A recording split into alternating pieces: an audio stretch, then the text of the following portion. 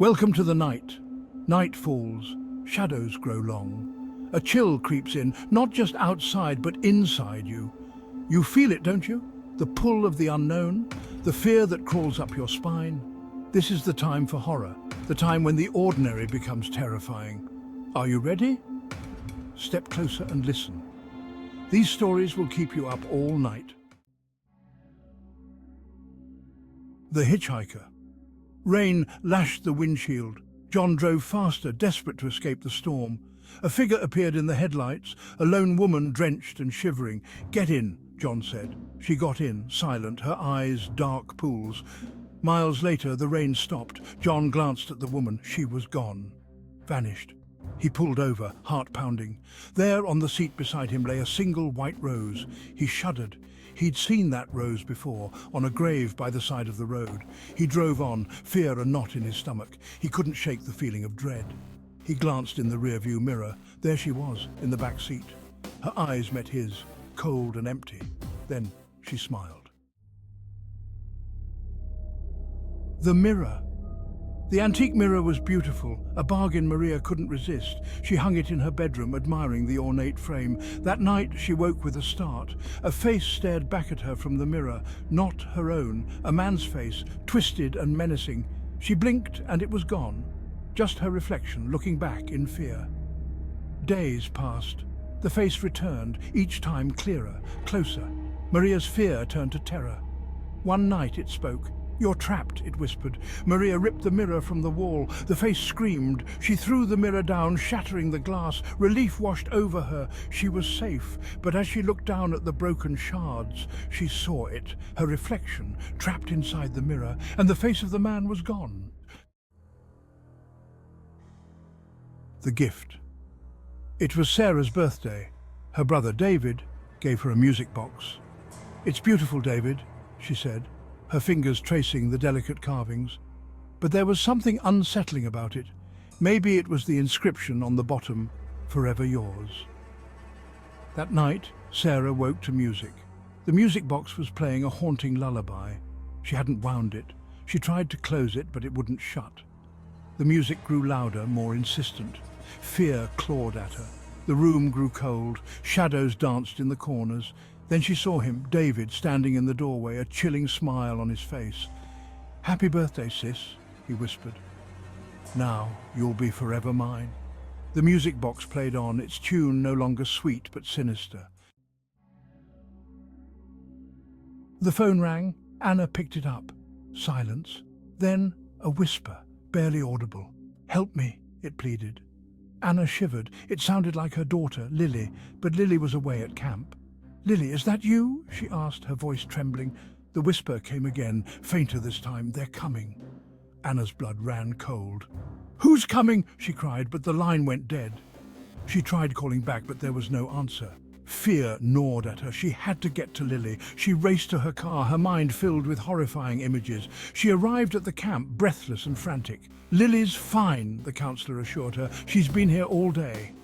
Relief washed over Anna. Then the counselor's smile faded. "But there's been a mistake. Lily's twin sister, Rose, is missing." The old folks always said the forest was haunted. Mark didn't believe them. They were just stories. Tales to scare children and keep them from wandering too far. He had heard them all his life, but he was a man of reason, not superstition. He entered the woods, the setting sun casting long shadows that seemed to stretch endlessly. He was alone, or so he thought. The air was thick with the scent of pine and damp earth, and the silence was almost deafening, broken only by the occasional rustle of leaves. A twig snapped behind him, the sound sharp and sudden in the stillness. He turned quickly, his eyes scanning the darkening forest. Nothing, just the trees, standing silent and unmoving. He kept walking, his pace quickening, the hair on the back of his neck standing on end. There it was again, that feeling of being watched, of not being alone. The sound of footsteps, slow and deliberate, echoed his own. He was being followed.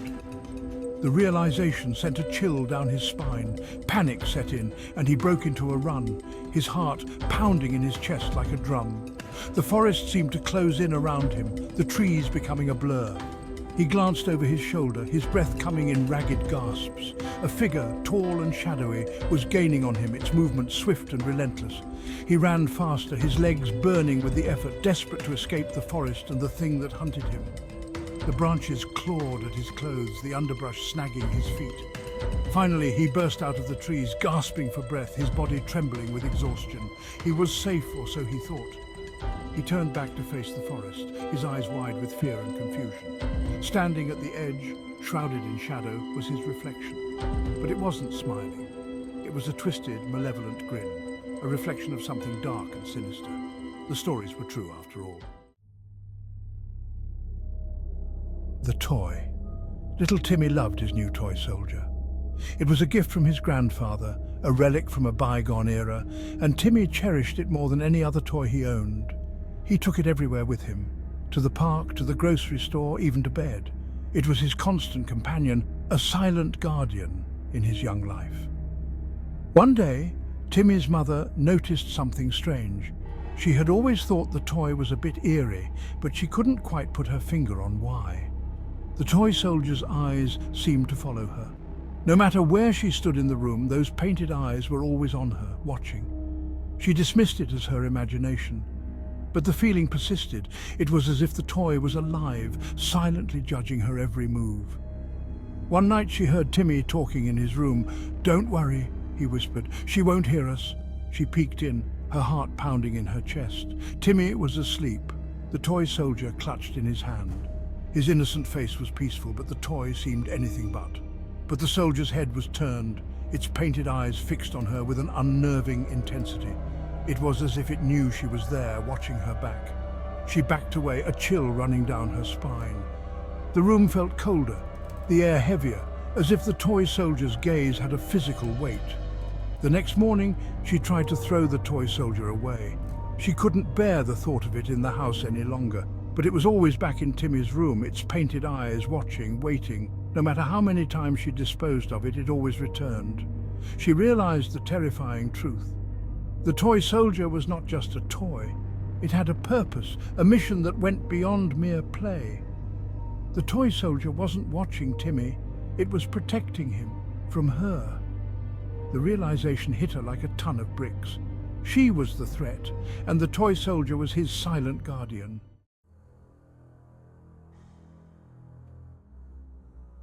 The apartment. The apartment was perfect, spacious, affordable, and in a great location. There was just one odd thing. The landlord insisted on one rule: do not enter the locked room at the end of the hallway.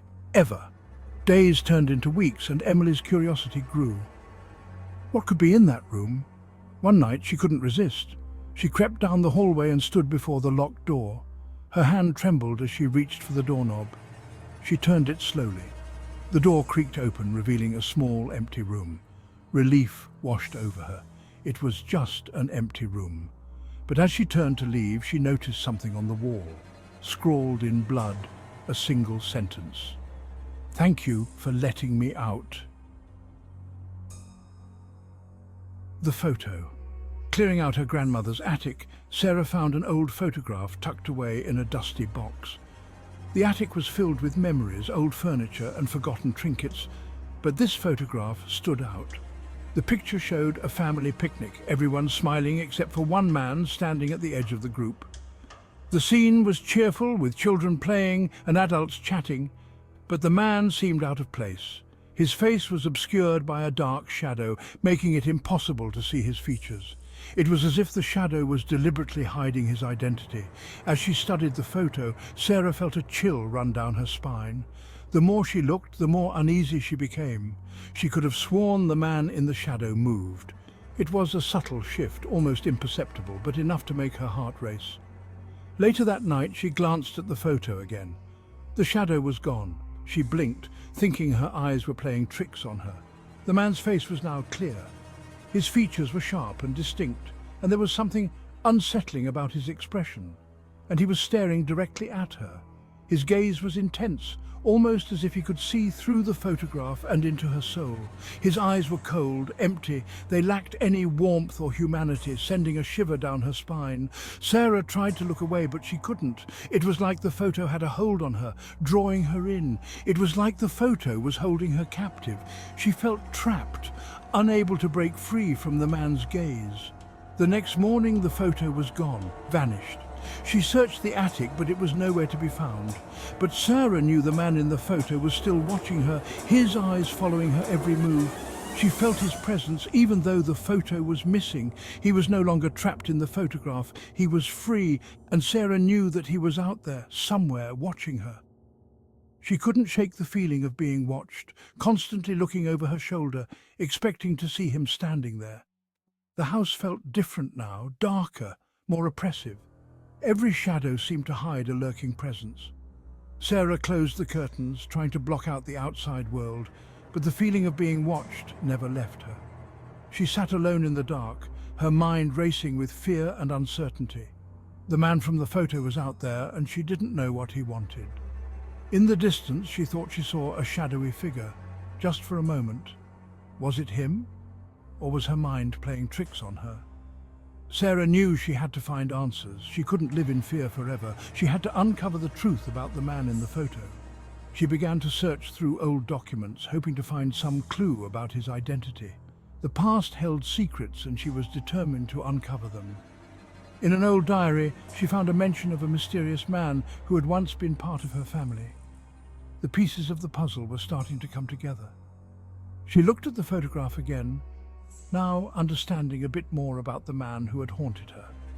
But there were still questions left unanswered.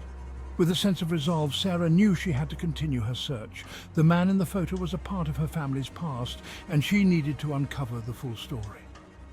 As she looked out the window, she felt a glimmer of hope. She would find the answers she sought, no matter how long it took. Sleep tight. The stories are over, for now. But the fear remains. You feel it, don't you? The cold spot in the room, the shadow that moves when you're not looking. Remember these tales as you turn out the light. Remember that the things that go bump in the night are closer than you think. Sleep tight and don't let the nightmares bite.